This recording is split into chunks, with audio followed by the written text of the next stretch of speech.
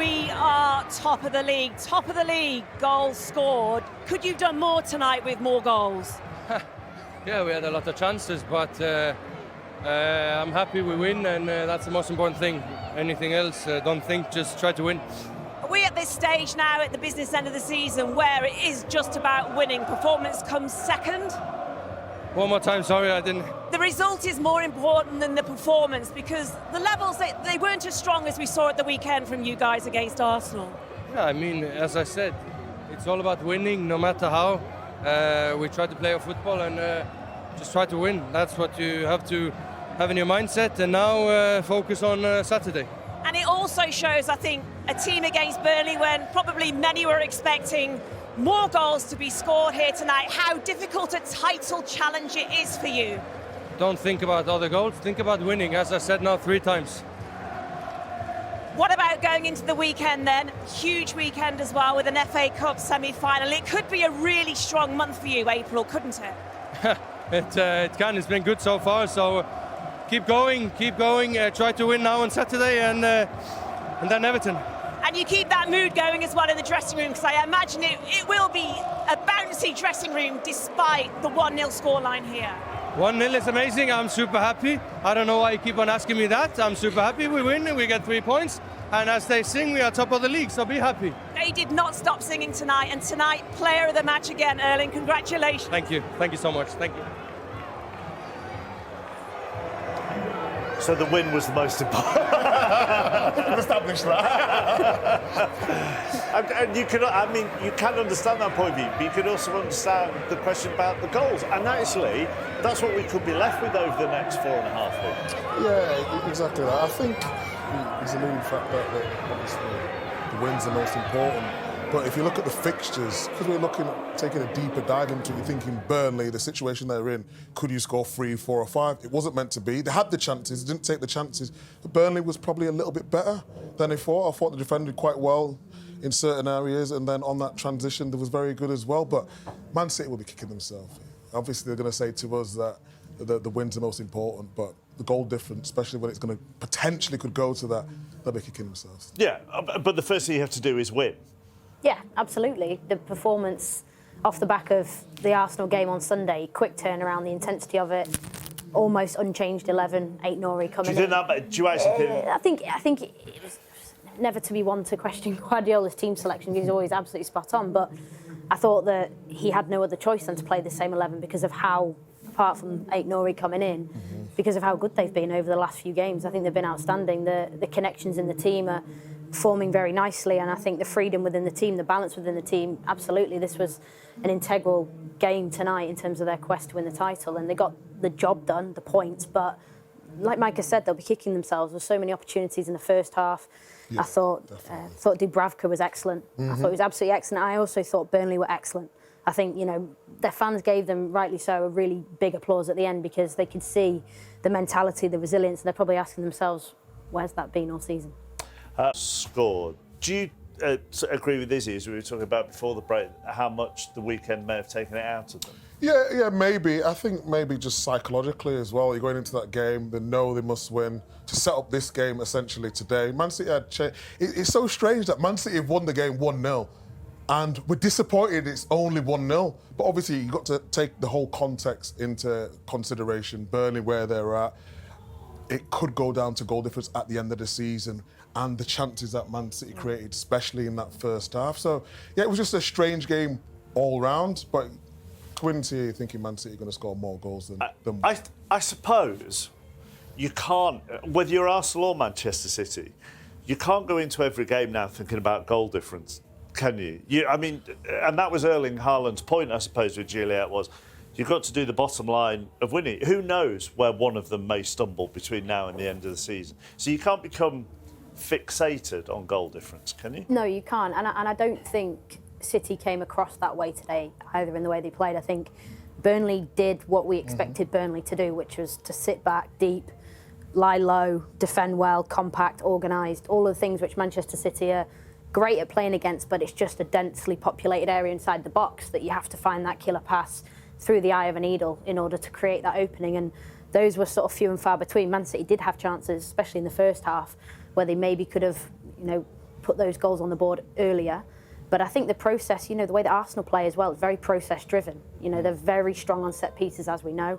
Very strong in the final third in terms of the players they've got. Yeah, okay, of late, probably struggling to find those connections. But it's not going to change now. It might come down to goal difference. Both managers will set the team up exactly the same, tweaks here and there for certain types of games, different opposition. But fundamentally, both teams have got this far doing what they do so well. So we're all strapped in, ready for what this running will look like. In terms of what you just said there, the goal difference, you can't go into the game thinking about goal. You can't even go into the game thinking about the fixtures anymore, because we all expected this to be 4 or 5. Everyone watching this in Burnley, the position that they're in, and that wasn't to be. And everyone could go through it and say, oh, Arsenal's fixtures are a little bit easier, and Man City's. But no one's taking into consideration the pressure, the psychological battle that goes within. Are you telling me when you were in the title race that you were in? Yeah.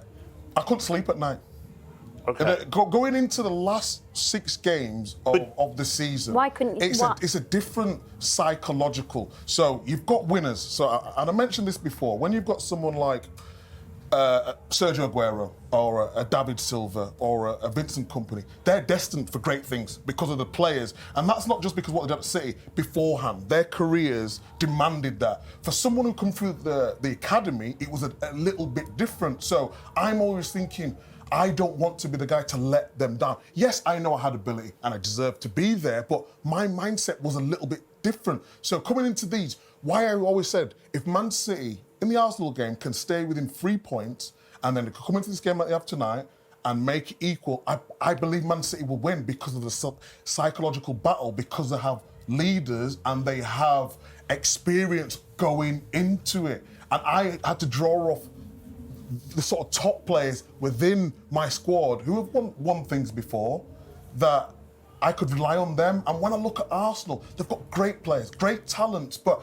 I'm looking at who can they turn to in terms when you need to get through that. And I looked at Arsenal all week and I was thinking, who's going to turn up for them? And they had the chances and big chances. And that's where you need your big players to turn up. And that's what Man City seem to do more often than not. But if I follow your train of thought then, and not wanting to let down the leaders or the experienced players, this squad, I suppose, is slightly different. But it has got a lot of newish players in there who haven't won a title yet. So will they, and the Arsenal team obviously have got a different kind of pressure.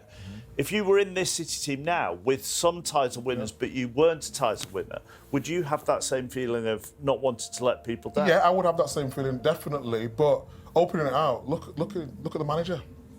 Arteta's won FA Cup, Pep's won multiple leagues, Champions Leagues, whatever. So you've got that experience from the manager as well. You can have that, you can draw on that experience. So that's why it's favourites. It's not whether Arsenal are a fantastic team. And we've talked about Arsenal so much. And when you did the graphic before the game and how many games they've been top. The days that they've been top. Yeah, because they're a fantastic team. But it takes more than just being a fantastic team to win the league. The psychology in it's changed because up till now, Manchester City have been chasing Arsenal. Correct. But now they're level. That will be interesting to see how Manchester City are now going to adapt or keep things exactly the same, because Arsenal might actually want to switch into a position where they're chasing. Because it might twist the mentality for them, and it might be exactly what they need in terms of finding that extra piece of motivation, which, don't get me wrong, you don't need to be motivated to be in this situation. It should be an innate thing as an athlete, as a footballer, in this situation, title races. But it's amazing how the ebbs and flows of the way the season's panned out, and now we're at a point where they're now level. Am I right in saying they've got exactly the same form as well? The amount of games won, the amount of games drawn, the amount of games lost. It couldn't be more identical. So where we're at now, the psychology has now shifted. Man City had to jump over a huge barrier at the weekend to beat Arsenal. Huge. And now they've had to jump over a barrier today, beat Burnley, and get the job done. But now it's shifted. The table's the same. Let's hear from the Manchester City manager. Pep Guardiola is with Juliet. There's a lot of talk before this game about how many goals you could possibly score here at Turf Moor tonight, but was that an example of how hard, as you know, a title challenge can be? For the way we played or for the goals that we didn't score? The goals. Yeah, but the chances were there. We create a lot, make a fantastic game. we did everything after demanding game 3 days ago. So it's it was demanding. It's always not easy, but we play a really good game where we miss some goals. I can see you looking at some of the replays that are going on in the television screen in here.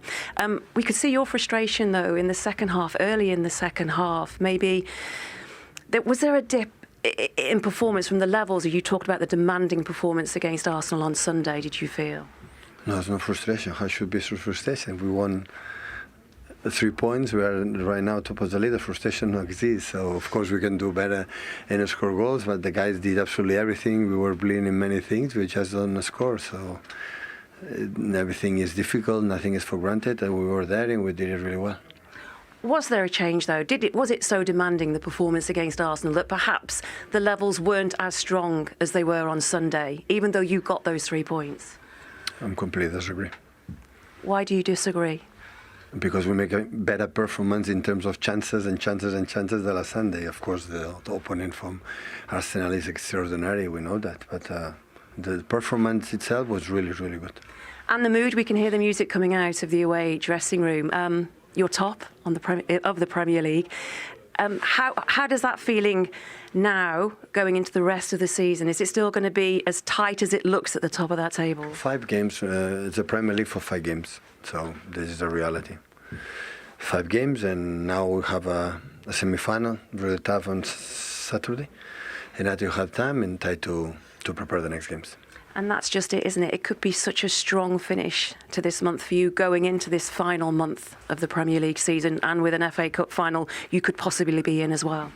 Big opportunity to play, I think, 4 finals in a row, and we are going to play. We'll see how tired. Maybe you have to make some changes, because otherwise have been, a lot of minutes for players. And at the end was a little bit tired, but we are ready. I saw you celebrating in front of the supporters. I mean, they sang through every Manchester City song tonight out of the songbook, didn't they? They were incredible.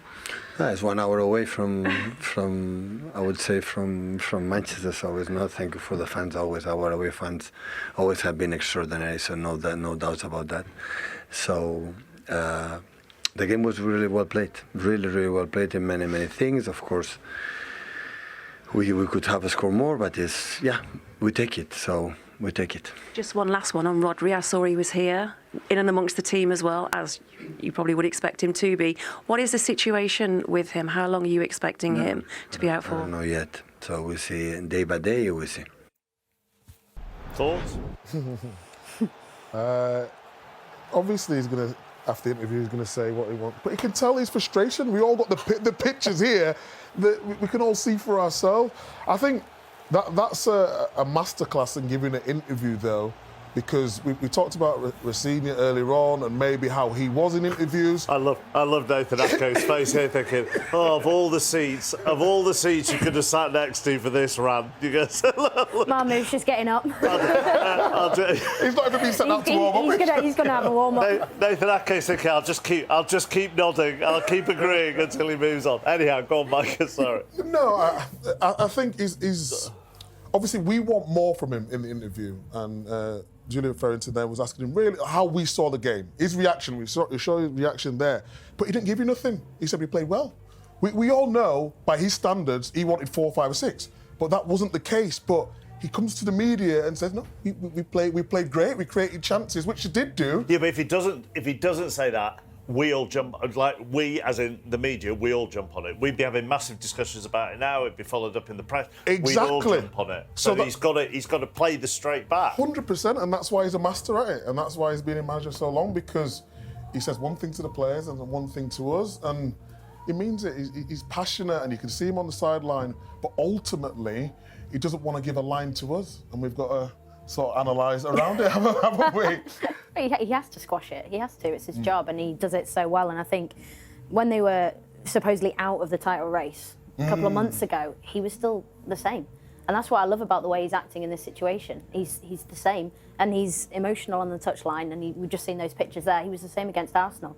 He'll be the same on Saturday against Southampton in the FA Cup. It's just who he is. But you've got that experience of being a coach. What are you like? Do you say one thing to you, or are you emotional? Because these are all good things, and we talked about Liam Rossini beforehand, and I was a little bit critical of how he was in the media. But sometimes, if you look at that interview with Pep, that is a perfect way to just shut everything down. We played well, we move on, go to Southampton, semi-final, let's see what we can do there. How do you approach it? I think you nailed it before, because you said you say one thing to the media, you say one thing to the players. And that's the best way to be, because what goes on in your house stays in your house, and the way you operate, the way that, some coaches you hear, you read things, you operate on the basis that nothing gets out, nothing gets in. And that way you don't let anything from the outside affect you. And some people would say things have affected Arsenal. And you spoke about the power of social media in a negative way at the start of the game around Liam Rossini. And it is a very toxic place to be. You do see things get taken way out of hand. Sure. And I think that's part of the manager's job these days, is to completely crush things that get circulated online, because it's all rubbish. But they have to put on, like you said, a straight bat. They have to be really professional, really clear and really precise with what they say, because ultimately they're the face of the club when they have to speak post game 2-3 times a week. Back in today's game, where it was such a contrast to the weekend against Arsenal, where it was a game of tactical and sophistication and class, and they got the job done. Today was reasonably scrappy. They had possession, but they didn't turn it into great goal-scoring chances. But the most important thing for the football club today was to win the game and go top of the league, and they've done both of those things. The expectation was that they would win the game, and of course they did, but it was just by 1 goal, so it could have been a lot worse. And given that that is really the difference maker between Arsenal and City right now, Arsenal fans might be breathing a slight sigh of relief that it was only a 1-goal win. Arsenal are looking for hope now, and hope might be that, that was maybe a bit more like the City we saw earlier in the season when they didn't put teams away. But I think, you've got to look back to the weekend. I think the emotional, physical sort of draw of that game, of that win against Arsenal, maybe took a little bit of the edge away, and when you score as they did after 6 minutes, probably feel that the next goal's going to come, and they never really push the foot on the gas. But listen, they've won the game, they've scored the goal, they've kept a clean sheet, and they go top of the table. Yeah, so maybe an emotional drop, definitely a bit of a flat atmosphere at Turf Moor. John and Lee were speaking about how there weren't really that many fans there, particularly, of course, for Burnley, for the home team, a lot of empty seats. For Arsenal now, this has to give them, maybe this gives them a kick that they needed. They've had a difficult couple of weeks in the Premier League. They host Arsenal, as you heard John say, at the Emirates this coming weekend. They could reclaim the lead once again. Well, both teams are in control at the moment. You look at the table, it couldn't be any tighter, with the 5 games. There's one more twist in this race. There's one more twist somewhere. 10 games, 5 for Arsenal and 5 for Manchester City. This is the Premier League, and there'll be a twist somewhere. Somebody's going to draw or drop a point, and that's going to be the difference. Well, if they win out, which they could do, if each team wins out from here, 5 games remain, as you heard, then the title will be decided on the tiebreakers, which right now is being decided by the amount of goals scored, and City lead Arsenal by 3 in that regard. Let's get back out to Turf Moor, shall we, and join John Champion and Lee Dixon once again. Gents, enjoyed listening to you. A bit of a different atmosphere, of course, to the Etihad on Sunday, but overall it was the result that was expected from today, was it not? I think we got there in the end, but not quite by the route that we expect. How are you going to come down from the utter exhilaration of the game that we've just enjoyed here? Because it's a difficult one. If you put the 2 games we've just watched in the last few days at totally opposite ends of the spectrum, but the mentality of City today is get the job done. The possession, they were never really under threat. Burnley didn't really have the quality up front to put away the chances that it created, but you just think Pep will probably go in the dressing room after and he goes, well done lads, you've got because that's all that matters now. It's the 3 points, and it was really important for him today to go to the top again and actually look down at the rest of the league, and I think that's a big plus for them. And also from Arsenal's point of view, it's like that kind of shoulders drop. We're not top now. They've got to go again to try and they've got Newcastle away from home. At home against Newcastle, you'd expect them to win the game, but the pressure's on, and I think Robbie's right. I think there will be a slip here and there. Somebody will drop a point somewhere, and then everyone will pile on and go, oh, they're doing this, doing that. So get the job done. Doesn't matter how you do it. I think that we're always going to win this game, but at times it's a bit turgid to watch, wasn't it, in the second half? And whilst our emphasis is inevitably on the title race, we are saying farewell to your old team, Burnley, tonight. Yeah, and it's sad, but they haven't done enough. The gap, as you said before the game, is huge from the Championship coming up. They haven't done enough in the transfer window to bridge that gap, and we've seen the disconnect with the fans is a big thing here because they rely on that, and they've not had it over the last few games. And you might say, quite rightly so, because he's not played very well, but it's a tough bounce back from this. It is. It's City's night, though. We wave farewell to Burnley, fondly but rather sadly. City, top of the league for the first time in 8 months, thanks to that early goal by Erling Haaland, who's talking now with Sky Sports' Juliet Ferrington.